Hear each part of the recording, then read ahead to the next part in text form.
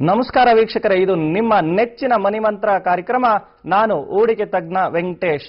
ಪ್ರತಿನಿತ್ಯ ಷೇರುಪೇಟೆ ಕಡೆ ಷೇರುಪೇಟೆಯಲ್ಲಿ ಯಾವ ರೀತಿ ಟ್ರೇಡಿಂಗ್ ಅನ್ನ ಮಾಡಬೇಕು, ಯಾವುದೆಲ್ಲ ಬಹು ಮುಖ್ಯವಾದ ಅಂಶಗಳನ್ನ ತಾವು ಗಮನದಲ್ಲಿಟ್ಟುಕೋಬೇಕು ಅನ್ನೋದನ್ನ ಮನಿಮಂತ್ರ ಕಾರ್ಯಕ್ರಮದಲ್ಲಿ ನಿರಂತರವಾಗಿ ನಾವು ನೀಡ್ತಾನೆ ಬರ್ತಾ ಇದೀವಿ.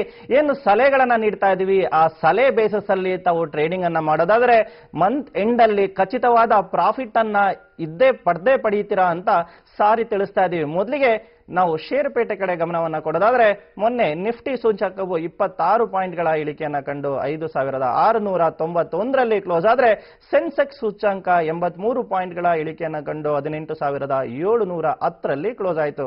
ನಿನ್ನೆ ಈವ್ನಿಂಗ್ ಸೆಷನ್ ಇದ್ದಂತ ಮಲ್ಟಿ ಕಮಾಡಿಟಿ ಸೆಕ್ಷನ್ ನಲ್ಲಿ ಚಿನ್ನ 143 ಪಾಯಿಂಟ್ಗಳ ಇಳಿಕೆಯನ್ನ ಕಂಡು 30,835ರಲ್ಲಿ ಕ್ಲೋಸ್ ಆದ್ರೆ, ಬೆಳ್ಳಿ 152 ಪಾಯಿಂಟ್ಗಳ ಇಳಿಕೆಯನ್ನ ಕಂಡು 59,034ರಲ್ಲಿ ಕ್ಲೋಸ್ ಆಯಿತು.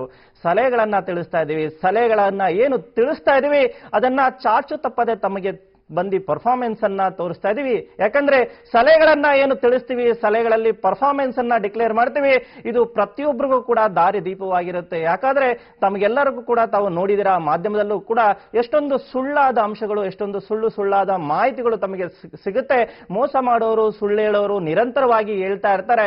ಅಂತದರಿಂದ ತಾವು ದಾರಿ ತಪ್ಪಬಾರದು ಅನ್ನೋ ಉದ್ದೇಶದಿಂದ ನಾವು ಡೈಲಿ ಪರ್ಫಾರ್ಮೆನ್ಸ್ ಅನ್ನ ತೋರಿಸ್ತಾ ಇದೀವಿ. ಡೈಲಿ ಪರ್ಫಾರ್ಮೆನ್ಸ್ ತಮಗೆ ಪ್ರತಿನಿತ್ಯ ಸಿಗ್ತಾ ಇರೋದ್ರಿಂದ ಕೇವಲ ತಿಂಗಳಲ್ಲಿ ಒಂದು ಬಾರಿ ನಾವು ಕೊಟ್ಟಂತ ಸಲಹೆಗಳು ವರ್ಕೌಟ್ ಆಗ್ತಾ ಇಲ್ಲ, ಪ್ರತಿನಿತ್ಯ ಸಲಹೆಗಳು ವರ್ಕೌಟ್ ಆಗ್ತಾ ಇದೆ. ಇಂತಹ ಸಲಹೆಗಳು ಬಹು ಮುಖ್ಯವಾಗಿ ಮಾರ್ಕೆಟ್ ನಲ್ಲಿ ಟ್ರೇಡರ್ಸ್ಗೆ, ಇನ್ವೆಸ್ಟರ್ಸ್ಗೆ ಬೇಕಾಗುತ್ತೆ. ಯಾಕಂದ್ರೆ ತಾವೆಲ್ಲರೂ ನೋಡಿರ್ಬೋದು, ಸ್ಟಾಕ್ಸ್ ಗಳ ಸಲಹೆಯನ್ನ ಈವನ್ ಲೇ ಮ್ಯಾನು ಮಾಡ್ತಾನೆ, ಇನ್ಎಕ್ಸ್ಪೀರಿಯನ್ಸ್ ಇರುವಂತಹ ಡೀಲರು ಮಾಡ್ತಾರೆ. ಆದ್ರೆ ಖಚಿತವಾದ ಸಲಹೆಗಳನ್ನ ಕೇವಲ ಅನಲಿಸ್ಟ್ಗಳು, ಉತ್ತಮವಾದ ಎಕ್ಸ್ಪೀರಿಯನ್ಸ್ ಅನ್ನ ಹೊಂದಿರೋರು ಮಾತ್ರ ಮಾಡಕ್ಕೆ ಸಾಧ್ಯವಾಗುತ್ತೆ.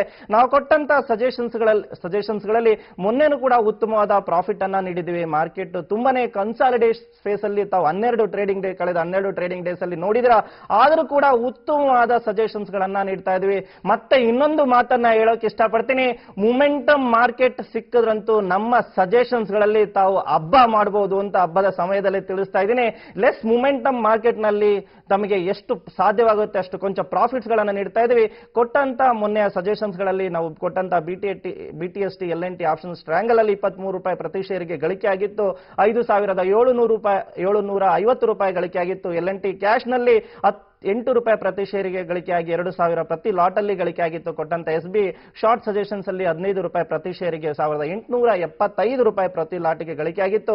ಕೊಟ್ಟಂತ ಬ್ಯಾಂಕ್ ನಿಫ್ಟಿ ಶಾರ್ಟ್ ಅಲ್ಲಿ 70 ಪಾಯಿಂಟ್ಸ್ ಗಳಿಕೆಯಾಗಿ 1,750 ರೂಪಾಯಿ ಪ್ರತಿ ಲಾಟ್ಗೆ ಗಳಿಕೆ ಆಗಿತ್ತು. ಕೊಟ್ಟಂತ ಓವರ್ ಆಲ್ 6 ಸಜೆಷನ್ಸ್ ಅಲ್ಲಿ 4 ಸಜೆಷನ್ಸ್ ಪ್ರಾಫಿಟ್ ಅನ್ನ ನೀಡಿದ್ರೆ, ಕೊಟ್ಟಂತ SB 2,200 ಕಾಲ್ ಆಪ್ಷನ್ಸ್ ಲಾಸ್ ಅನ್ನ ನೀಡಿತ್ತು. ಅದರಲ್ಲಿ ಅದಂತ ಲಾಸ್ ಅನ್ನು ಕೂಡ ತಮಗೆ ಹೇಳೋದಾದ್ರೆ 13 ರೂಪಾಯಿ ಪ್ರತಿ ಷೇರಿಗೆ 1,625 ರೂಪಾಯಿ ಪ್ರತಿ ಲಾಟ್ಗೆ ಆಗಿತ್ತು. ಮತ್ತೇನು ಮಾಧ್ಯಮದಲ್ಲಿ ಸ್ಯಾಂಪಲ್ ಸಲಹೆ ಆಗಿ ತಮ್ಮೆಲ್ಲರಿಗೂ ಕೂಡ ನಾವು ಮಂಗಳವಾರದಂದು ನೀಡಿದ್ದು. ಆ ಸಜೆಷನ್ಸ್ ಅಲ್ಲಿ ಯಾರು ಇನಿಷಿಯೇಟ್ ಅನ್ನ ಮಾಡ್ಕೊಂಡಿದ್ರಿ, ಕ್ಲೋಸಿಂಗ್ ಬೇಸಿಸ್ ಅಲ್ಲಿ ಕ್ಲೋಸ್ ಮಾಡ್ಕೊಂಡವರಿಗೆ ಸ್ವಲ್ಪ ಮಟ್ಟದ ಲಾಸಸ್ ಆಗಿರ್ಬೋದು. ಯಾಕಂದ್ರೆ ತಿಳಿಸಿದಂತ ಶಾರ್ಟ್ 5,694 ಬಿಲೋ ಸೆಲ್ ಅನ್ನು ತಿಳಿಸಿದ್ದು, 94 ಬಿಲೋ ಸೆಲ್ ಮಾಡಿದವರಿಗೆ ಕೇವಲ 10 ಪಾಯಿಂಟ್ ಇಳಿಕೆಯನ್ನ ಕಂಡ್ರು. ಯಾರು ಬುಕ್ ಅನ್ನ ಮಾಡ್ಕೊಳ್ಳಿಲ್ಲ, ಅವರು ಯಾರು ಕ್ಯಾರಿ ಫಾರ್ವರ್ಡ್ ಅನ್ನ ಮಾಡಿದ್ರೆ ಇವತ್ತು ಪ್ರಾಫಿಟ್ ಅನ್ನ ಗಳಿಸ್ತೀರಾ. ಮತ್ತೆ ಕ್ಲೋಸಿಂಗ್ ಬೇಸಿಸ್ ಅಲ್ಲಿ ಯಾರು ಕ್ಲೋಸ್ ಅನ್ನ ಮಾಡ್ಕೊಂಡಿದ್ರೆ ಅವರಿಗೆ ಅತ್ಯಲ್ಪ ಲಾಸ್ ಆಗಿದೆ ನಾವು ಕೊಟ್ಟಂತ ನಿಫ್ಟಿ ಸಜೆಷನ್ಸ್ ಅಲ್ಲಿ. ಯಾಕಂದ್ರೆ ತಾವೆಲ್ಲರೂ ನೋಡಬಹುದು, ಒಟ್ಟಾರೆ ಮಾರ್ಕೆಟ್ ತುಂಬಾನೇ ಟೈಟ್ ರೇಂಜ್ ಅಲ್ಲಿ ಕನ್ಸಾಲಿಡೇಟ್ ಸ್ಪೇಸ್ ಅಲ್ಲಿ ಮುಂದುವರಿತಾ ಇದೆ. ಮಾರ್ಕೆಟ್ ನಲ್ಲಿ ಟ್ರೇಡರ್ಸ್ ಗೆ ಹೆಚ್ಚಿನ ಪ್ರಾಫಿಟ್ಸ್ ಅನ್ನ ಗಳಿಕೆಗೆ ಬೇಕಾಗಿರೋದು momentum market, upper down market ಅಲ್ಲ, ಮೊಮೆಂಟಮ್ ಮಾರ್ಕೆಟ್. ಅಧಿಕವಾದ ಮೊಮೆಂಟ್ ಅನ್ನ ಕೂಡಿದ್ರೆ ಟೆಕ್ನಿಕಲ್ ಪ್ರಿಡಿಕ್ಷನ್ಸ್, ಟೆಕ್ನಿಕಲ್ಸ್ ನಾವೇನು ಸಜೆಷನ್ಸ್ ಅಲ್ಲಿ ಅತ್ಯಧಿಕವಾದ ಪ್ರಾಫಿಟ್ ನೀಡ್ತಾನೆ ಇರ್ತೀವಿ. ತಾವೆಲ್ಲರೂ ಕೂಡ ನಮ್ಮ ಸಜೆಷನ್ಸ್ ಅಕ್ಯುರಸಿಯಲ್ಲಿ ನೋಡ್ತಾ ಇದ್ದೀರಾ. ಮತ್ತೆ ಈಕ್ವಿಟಿ ಮಾರ್ಕೆಟ್ ಬಗ್ಗೆ ತಮ್ಮೆಲ್ಲರಿಗೂ ಹೇಳುವಾಗ ಹೇಳ್ತಾ ಇದ್ದೆ, ಈಕ್ವಿಟಿ ಮಾರ್ಕೆಟ್ ಒಂದಷ್ಟೇ ಅಲ್ಲ, ಕಮಾಡಿಟಿ ಮಾರ್ಕೆಟ್ ಬಗ್ಗೆನೂ ಕೂಡ ತಾವು ತಿಳುವಳಿಕೆಯನ್ನ ಅಂದ್ರೆ ಜ್ಞಾನವನ್ನ ಪಡ್ಕೋಬೇಕಾಗುತ್ತೆ. ಯಾಕಂದ್ರೆ ಕೆಲವೊಂದು ಬಾರಿ ಇಕ್ವಿಟಿ ಮಾರ್ಕೆಟ್ ಫ್ಲಾಟ್ ಆಗಿದ್ದಾಗ ಕಮಾಡಿಟಿ ಮಾರ್ಕೆಟ್ ಅತ್ಯಧಿಕವಾಗಿ ತಮಗೆ ಪ್ರಾಫಿಟ್ ಅನ್ನ ನೀಡುತ್ತೆ. ಈ ವಾರದಲ್ಲಿ ಅದೇ ಆಗಿದ್ದು. ಏನು ಕಮಾಡಿಟಿ ಸಲಹೆಗಳನ್ನ ತಮ್ಮೆಲ್ಲರಿಗೂ ಕೂಡ ಮಂಡೆ ತಿಳಿಸ್ಕೊಟ್ಟಿದ್ದು ತಾವು ನೋಡೋದಾದ್ರೆ, crude oil, natural gas, nickel ಇಂತ ಎಲ್ಲ ಕೌಂಟರ್ಸ್ಗಳು ಅಧಿಕವಾದ ಪ್ರಾಫಿಟ್ ಅನ್ನ ಕೊಟ್ಟಿದೆ. ಸಿಲ್ವರ್ ಮತ್ತೆ ಗೋಲ್ಡ್ ಮಿನಿಯಲ್ಲೂ ಕೂಡ ಟ್ರೇಡ್ ಮಾಡುವಂತವರು ಉತ್ತಮವಾದ ಪ್ರಾಫಿಟ್ ಅನ್ನ ಗಳಿಸ್ತಾ ಇದ್ದಾರೆ. ಸರಿಯಾದ ಸಜೆಷನ್ಸ್ ಗಳನ್ನ ನಿರಂತರವಾಗಿ ನೀಡ್ತಾನೆ ಇದೀವಿ. ಆದ್ರೆ ಕರ್ನಾಟಕದಲ್ಲಿ ನಮಗೆ ಬೇಜಾರ್ಪಡಿಸುವಂತಹ ವಿಷಯಗಳು ಏನಂದ್ರೆ, ಕೆಲವೊಬ್ಬ ಮಾಡ್ತಾ ಇರುವಂತಹ ಮೋಸ, ವಂಚನೆ ನಮ್ಮ ಮನಸ್ಸಿಗೆ ತುಂಬಾನೇ ಆಘಾತವನ್ನ ಕೊಡ್ತಾ ಇದೆ. ಇದು ಕೇವಲ ನಮ್ಮ ಒಬ್ಬರಿಗೆ ಅಲ್ಲ, ಏನು ನಮ್ಮ ವೃತ್ತಿ ಬಾಂಧವರು ಬೇರೆ ಮಾಧ್ಯಮದಲ್ಲಿ ಬರ್ತಾ ಇದ್ದಾರೆ, ಎಲ್ಲರಿಗೂ ಕೂಡ ಇಂಥ ವಿಷಯಗಳು ತುಂಬಾನೇ ಮನಸ್ಸನ್ನ ಸುಸ್ತಾ ಇದೆ. ಯಾಕಂದ್ರೆ ಸಾವಿರಾರು ಜನ ಮೋಸ ಹೋದಂತ ಜನರು ಬಂದು ಸರ್ ಸ್ಟಾಕ್ ಮಾರ್ಕೆಟ್ ನಲ್ಲಿ ಕಲಿಬೇಕು ಅಂತ ನಾವು ಇಚ್ಛೆ ಪಟ್ಟು ಇನ್ವೆಸ್ಟ್ಮೆಂಟ್ ಅನ್ನ ಮಾಡಿದೋ, ಆದ್ರೆ ಮಾಧ್ಯಮದ ಅವಕಾಶವನ್ನ ದುರುಪಯೋಗವನ್ನ ಯಾರು ಪಡಿಸ್ಕೊಂಡ್ರು, ಮಾಧ್ಯಮದಲ್ಲಿ ಮೊದಲು ಬಂದಂತವರು ಅವರು ನಮ್ಮಲ್ಲಿ ತುಂಬಾನೇ ಹಣವನ್ನ ತೆಗೆದುಕೊಬಿಟ್ರು. ನಮಗೆ ಸ್ಟಾಕ್ ಮಾರ್ಕೆಟ್ ಅಂದ್ರೇನೆ ಹೆದರಿಕೆ ಹುಟ್ಟಿಸುವಂತೆ ಮಾಡಿದ್ರು. ನಾವು ಹಣವನ್ನ ಕಳ್ಕೊಬಿಟ್ಟು ತಾವು ಯಾವಾಗ ಎಲ್ಲರೂ ಕೂಡ ಬೇರೆಯವರು ತಮ್ಮಂತ ಉತ್ತಮ ಅನಲಿಸ್ಟ್ಗಳು ಸ್ಟಾರ್ಟ್ ಮಾಡ್ಕೊಂಡ್ರು. ಈಗ ಸ್ವಲ್ಪ ಮಟ್ಟಿಗಾದ್ರೂ ಒಂದ್ ಸ್ವಲ್ಪ ಸುಧಾರಣೆಗಳು ಕಾಣ್ತಾ ಇದೆ, ಆದ್ರೂ ಕೂಡ ಅವರ ಮೋಸ ವಂಚನೆಗಳು ನಿಲ್ತಾ ಇಲ್ಲ ಸರ್. ತಾವು ಮತ್ತೆ ಇದರ ಬಗ್ಗೆ ಧ್ವನಿಯನ್ನ ಎತ್ತಬೇಕು. ಯಾಕಂದ್ರೆ ಇಂತಹ ವಂಚನೆಗಳು ಮೋಸಗಳು ಕಂಟಿನ್ಯೂ ಆಗ್ತಾ ಇದ್ರೆ ಸ್ಟಾಕ್ ಮಾರ್ಕೆಟ್ ಅಂದ್ರೇನೆ ಜನ ಹೆದರಿಕೆಯನ್ನ ಪಡ್ತಾರೆ. ಈ ವಿಷಯಗಳನ್ನ ಮತ್ತೆ ತಾವು ಹೇಳ್ಬೇಕಾಗುತ್ತೆ ಅಂತ ಹೇಳಿ ಕೇಳ್ತಾ ಇದೀವಿ. ಏನು ಸುಮ್ಮನೆ ನಕಲಿ ಡಿಗ್ರಿಗಳ ಬಗ್ಗೆ ಮಾತಾಡ್ಕೊಳ್ತಾ ಯಾರು ತಮ್ಮ ಪರ್ಫಾರ್ಮೆನ್ಸ್ ಅನ್ನ ತೋರಿಸದಲ್ಲೇ ಕೇವಲ ನಕಲಿ ಡಿಗ್ರಿಗಳನ್ನ ತೋರಿಸ್ಕೊಂತ ನಾವು ಇಷ್ಟೊಂದು ಡಿಗ್ರಿಗಳನ್ನ ಮಾಡಿದೀವಿ ಅಂತ ಹೇಳ್ತಾ ಇದೀವಿ. ತಾವು ಮತ್ತೆ ಹೇಳ್ತಾ ಇದೀವಿ ಅವರ ಕ್ಲಾಸ್ಮೇಟ್ ಇಂದ ಬಂದಂತ ಇನ್ಫಾರ್ಮೇಶನ್ ಮೇಲೆಗೆ, ಸ್ನೇಹಿತರ ಇನ್ಫಾರ್ಮೇಶನ್ ಮೇರೆಗೆ ಹೇಳ್ತಾ ಇದೀವಿ. ಇದೆಲ್ಲ ಕೇವಲ ನಕಲಿ ಡಿಗ್ರಿಗಳಾಗಿರುತ್ತೆ. ಕೇವಲ ಅಡ್ಮಿಷನ್ಸ್ ಆದ ತಕ್ಷಣನೇ ನನಗೆ ಡಿಗ್ರಿ ಆಯ್ತು, ನನ್ನಲ್ಲಿ ಇಷ್ಟೆಲ್ಲ ಡಿಗ್ರಿ ಸರ್ಟಿಫಿಕೇಟ್ ಗಳನ್ನ ಹೊಂದಿದ್ದೀನಿ ಅಂತ ಹೇಳ್ಕೊಳ್ಳೋದು ಸುಳ್ಳಾಗುತ್ತೆ. ಅಡ್ಮಿಷನ್ ಆದ ತಕ್ಷಣನೇ ಡಿಗ್ರಿ ಆಯ್ತು ಅಂತ ತಿಳ್ಕೊಳ್ಳೋದಾಗಿದ್ರೆ ನನ್ನಲ್ಲಿ ನಮ್ಮ ಫ್ರೆಂಡ್ಸ್ಗಳು ತುಂಬಾನೇ ಜನ CA ಅಡ್ಮಿಷನ್ಸ್ ಅನ್ನ ಪಡ್ಕೊಂಡು ಕಂಪ್ಲೀಟ್ ಅನ್ನ ಮಾಡಕ್ಕಾಗಿಲ್ಲ. ಅವರೆಲ್ಲ CA ಆಗ್ಬಿಡ್ತಾ ಇದ್ರು, CFT ಆಗ್ಬಿಡ್ತಾ ಇದ್ದು. ಇದೆಲ್ಲ ನಕಲಿ ಅಂತ ಹೇಳ್ತಾ ಇದ್ದೀನಿ. ಇದಷ್ಟೇ ಎಲ್ಲ ಏನು ಪರ್ಫಾರ್ಮೆನ್ಸ್ ಅನ್ನ ಏನು ಸುಳ್ಳನ್ನ ಹೇಳ್ತಾರೆ. ಕರ್ನಾಟಕದಲ್ಲಿ ಎಕ್ಸ್ಪೀರಿಯನ್ಸ್ ಇರೋ ಟ್ರೇಡರ್ಸ್ಗೆ ಆಗ್ಲೇ ತಿಳಿದಾಗಿದೆ. ಕೇವಲ ಹೊಸಬರು ಮಾತ್ರ ಮೋಸ ಹೋಗ್ತಾ ಇರ್ತಾರೆ. ತಾವೆಲ್ಲರೂ ನೋಡಿರ್ಬೋದು, ಒಂದು ಚಾರ್ಟ್ ಅನ್ನು ಕೂಡ ತೋರಿಸ್ತಾ ಇದ್ದೀನಿ ತಮ್ಮ ಮುಂದೆ ಇವಾಗ ಬರ್ತಾ ಇದೆ. ರಿಲಯನ್ಸ್ ಇಂಡಸ್ಟ್ರಿ ಶೇರ್ಸ್ ಅನ್ನ ಏನು ಶಾರ್ಟಿಂಗ್ ಅನ್ನ ಈ ಮೋಸ ಮಾಡೋರು ರೆಕಮೆಂಡೇಶನ್ಸ್ ಅನ್ನ ಮಾಡಿದ್ರು. ಅವತ್ತು ಓಪನ್ ಆಗಿದ್ದು 798.90, 795.20 ಅಂದ್ರೆ ಕೇವಲ ₹2 ಡೌನ್ ಆಗಿ 817 ಹೈ ಅನ್ನ ಮಾಡ್ತು. ಇದರಲ್ಲಿ ಇನಿಷಿಯೇಟ್ ಮಾಡಿದವರೆಲ್ಲ ಲಾಸ್ ಅನ್ನ ಮಾಡ್ಕೊಂಡ್ರು. ಇಂಥದನ್ನು ಕೂಡ ಬಂದು ಪ್ರಾಫಿಟ್ ಆಯ್ತು ಅಂತ ಹೇಳೋರು ಇದು ರಿಲಯನ್ಸ್ ಇಂಡಸ್ಟ್ರಿನ ಚಾರ್ಟ್ ಆಗಿರುತ್ತೆ.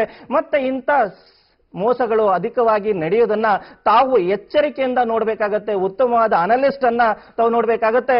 ಮತ್ತೆ ಯೆಸ್ ಬ್ಯಾಂಕ್ ಉತ್ತಮವಾದ ರಿಸಲ್ಟ್ ಅನ್ನು ಅನೌನ್ಸ್ ಮಾಡಿದೆ. ತಮ್ಮೆಲ್ಲರಿಗೂ ಹೇಳ್ತಾ ಇದ್ದೆ ಬ್ಯಾಂಕ್ನ ಶೇರ್ಸ್ಗಳು ಉತ್ತಮವಾಗಿದೆ ಅಂತ. ಮತ್ತೆ ಗ್ಲೋಬಲ್ ಮಾರ್ಕೆಟ್ ನಲ್ಲಿ ತಾವು ನೋಡೋದಾದ್ರೆ ವೀಕ್ ಸೆಂಟಿಮೆಂಟ್ ಕಂಟಿನ್ಯೂ ಆಗ್ತಾ ಇತ್ತು. ಇವತ್ತು ಗುರುವಾರದಂದು ಎಕ್ಸ್ಪೈರಿ ಇರೋದ್ರಿಂದ, ಈ ಮಂತಿನ ಎಕ್ಸ್ಪೈರಿ ಇರೋದ್ರಿಂದ ಮಾರ್ಕೆಟ್ ಉತ್ತಮವಾದ ಮೂವ್ಮೆಂಟ್ ಅನ್ನ ಕೊಟ್ಟಂತೆ ಆದಲ್ಲಿ, ಮತ್ತೆ ಮಾರ್ಕೆಟ್ ನಲ್ಲಿ ಉತ್ತಮವಾದ ಬ್ರೇಕ್ಔಟ್ ಅಥವಾ ಬ್ರೇಕ್ ಡೌನ್ ಕೊಟ್ಟಂತೆ ಆದಲ್ಲಿ ಮುಂದಿನ ದಿನಗಳಲ್ಲಿ ಮಾರ್ಕೆಟ್ ನಲ್ಲಿ ಉತ್ತಮವಾದ ಮೂವ್ಮೆಂಟ್ಸ್ ಅನ್ನ ಬರುತ್ತೆ. ತುಂಬಾನೇ ಉತ್ತಮವಾದ ಶೇರ್ಸ್ ಗಳನ್ನ ಮಾತ್ರ ಪಿಕ್ ಮಾಡ್ಕೋಬೇಕಾಗತ್ತೆ. ಯಾಕಂದ್ರೆ ಮಾರ್ಕೆಟ್ ಪೀಕ್ ನಲ್ಲಿ ನಡೀತಾ ಇರೋದ್ರಿಂದ ತಾವು ಯಾವ್ದಾವ್ದೋ ಶೇರ್ಸ್ ಗಳಲ್ಲಿ ಇನ್ವೆಸ್ಟ್ಮೆಂಟ್ ಅನ್ನ ಮಾಡೋದಾದ್ರೆ ತಾವು ತುಂಬಾ ನಷ್ಟವನ್ನು ಅನುಭವಿಸ್ತೀರಾ. ಉತ್ತಮವಾದ ರಿಸಲ್ಟ್ ಅಂತ ಕೊಡುವಂತಹ ಶೇರ್ಸ್ ಗಳನ್ನ ಮಾತ್ರ ತಾವು ಇನ್ವೆಸ್ಟ್ಮೆಂಟ್ ಅನ್ನ ಮಾಡಬೇಕಾಗುತ್ತೆ. ನಮ್ಮ ಸುಬೇಕ್ ಶೇರ್ಸ್ ಅನ್ನ ತಾವು ಲಾಸ್ಟ್ ವೀಕ್ ಕೊಟ್ಟಂತ ಶೇರ್ಸ್ ಅನ್ನ ಮರಿಬಾರದು. ಇವತ್ತು M&M ನ ರಿಸಲ್ಟ್ ಇದ್ದು ತಾವು M&M ನ ರಿಸಲ್ಟ್ ಅನ್ನ ನೋಡಬೇಕಾಗುತ್ತೆ.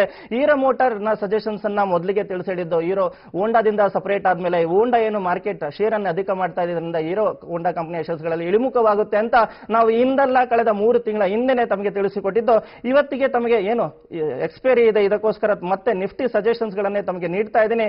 ನಿಫ್ಟಿಯ ಸಜೆಷನ್ಸ್ ಅನ್ನ ನೋಡೋದಾದ್ರೆ ಇವತ್ತು 5712 ಹೋದ್ರೆ ಮಾರ್ಕೆಟ್ ನಲ್ಲಿ ಸ್ವಲ್ಪ ಮಟ್ಟದ ಚೇತರಿಕೆಯನ್ನ ಕಾಣ್ತೀರಾ. 5735 ಮತ್ತೆ 5755 ತಾವು ಟಾರ್ಗೆಟ್ ಆಗಿ ಕಾಣಬಹುದು. 5712 ಅನ್ನ ಕ್ರಾಸ್ ಮಾಡಿದಲ್ಲಿ ತುಂಬಾನೇ ಕ್ರೂಷಿಯಲ್ ಸಪೋರ್ಟ್ ಆಗಿ 5674 to 5665 ಲೆವೆಲ್ಸ್ ಗಳನ್ನ ನೀಡ್ತಾ ಇದ್ದೀನಿ.